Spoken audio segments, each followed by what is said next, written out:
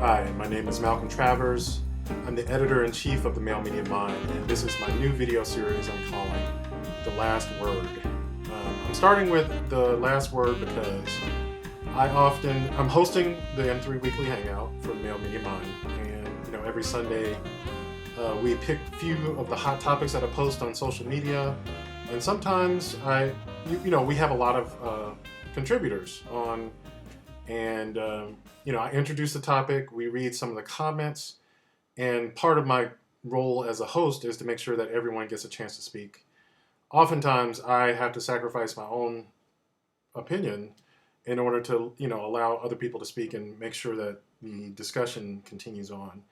Plus, as I'm sitting there editing the videos, I, sometimes wish I had said something, and I'm like, I wish I had said this, wish I had said that, and, before I know it, I'm like, I wish I could just put this in the video, but that didn't seem like a good option. But I'm working on my own YouTube channel, so I thought it'd be a cool idea to do my own solo videos. Often I see those videos online, and so I'm going to try my hand at it. So in this, my introductory video, known as The Last Word, I'm going to talk about femininity and masculinity, our definitions of them, and tell you why I hope that our definition of those things change. So the video that I'm discussing was dealing with if there are more bottoms than tops within the gay community.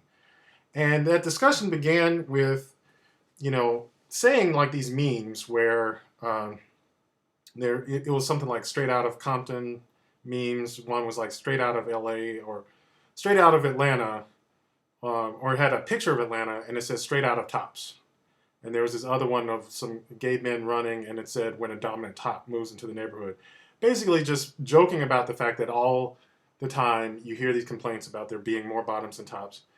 And that discussion soon turned into a discussion about masculinity and femininity, mainly being that people's expectations of what a top is usually determined by how masculine they are. And even though there might be, more closely even division of tops and bottoms, there just seems to be more feminine men, or people are just, dissatisfied with the level of masculinity when they go out in public and so forth.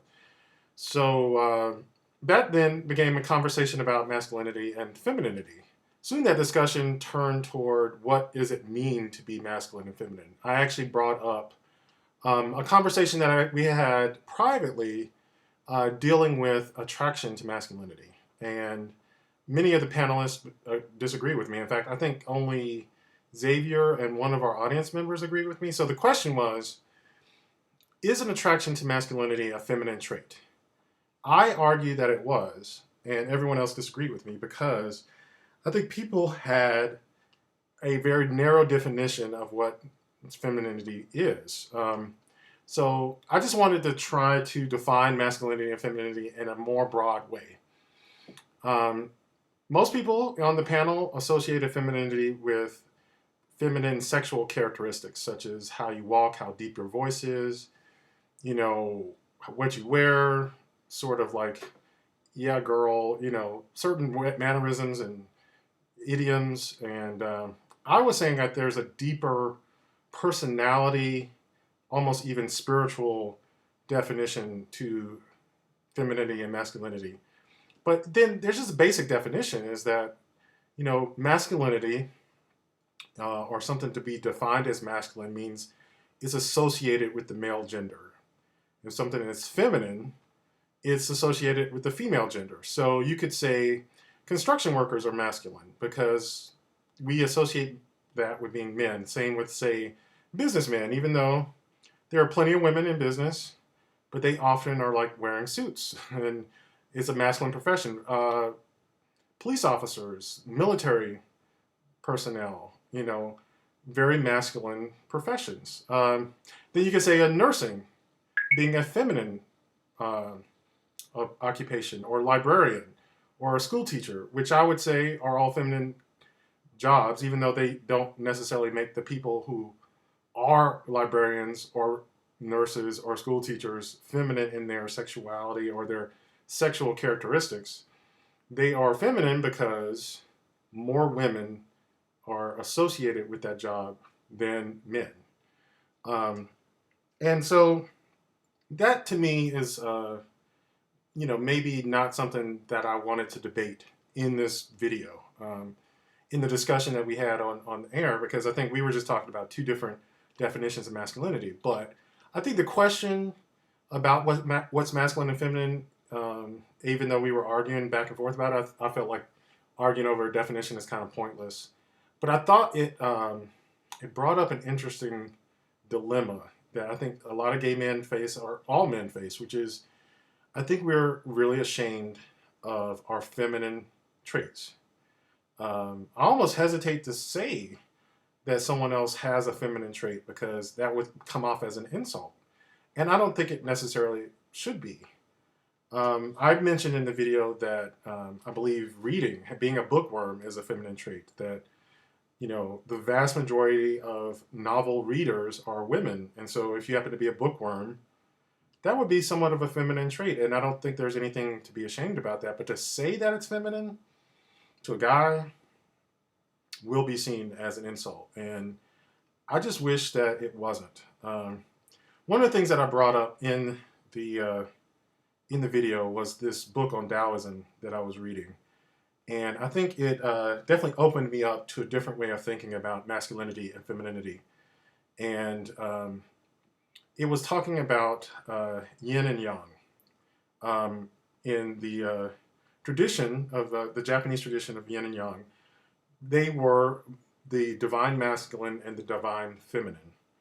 And yet what they described as masculine was that of direction, of light, yang as feminine, and depth and darkness. So it was like the light pierces the darkness. It's, one is about direction, one is about depth, and both are positive traits. You need both. It's the polarity. It's the way of the universe. That's the way they see it. And neither of them had anything to do with how you appeared sexually as a gender.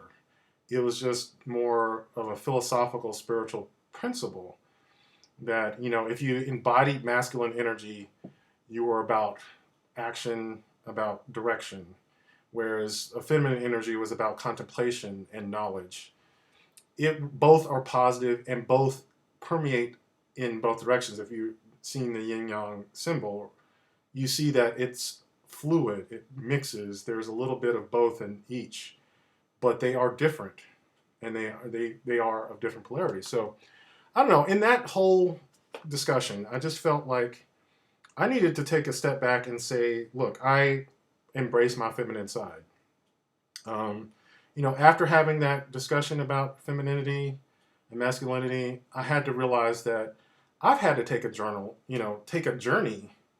and learn to embrace my feminine side, and I think I have. And, to say that I may not have a feminine affect, but I have a feminine personality. I have a feminine spirit. I have a feminine being, and it's not completely feminine, like, in the yin-yang. I have quite a bit of masculine traits, and, I'm happy with that. But I'm also very proud of my feminine traits as well. So that's all I had to say in my video. Just wanted to thank everybody who participated in the Hangout. I really did appreciate all of their points of view. I just wanted to have the last word.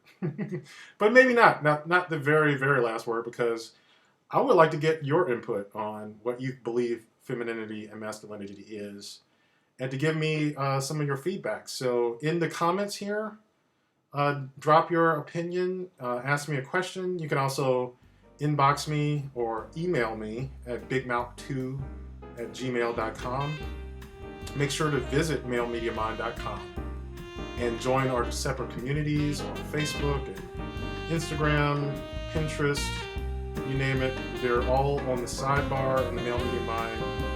And, just be a part of the conversation. I appreciate your time for watching this video, and I will talk to you again soon.